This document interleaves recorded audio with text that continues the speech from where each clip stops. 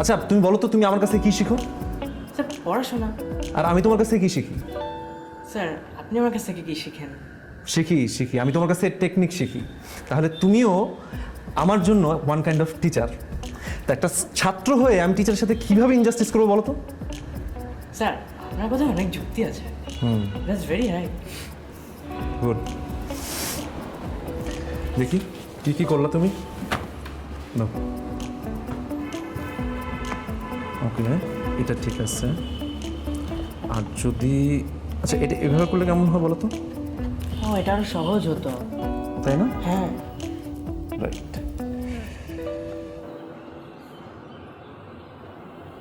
৮,০০০ দিয়ে শুরু আর এখন ১২, সেই সাথে গিফটও পাচ্ছ। প্রতি মাসে যে হারে বেতন বাড়ছে তোমার, আমার তো মনে হয় তোমার চাকরি বাকরি করা দরকার নেই। মাশাআল্লাহ, আমার কোম্পানিটা খুব ভালো। তাই না? এই ভালো তো যে একটা খারাপ আছে সেটা কি আপনি জানেন? কেমন? আমার পিতা কখনোই তাহার পুত্রের গৃহশিক্ষকের সাথে তাহার একমাত্র কন্যাকে বিবাহ দিতে সম্মতি দিবেন না।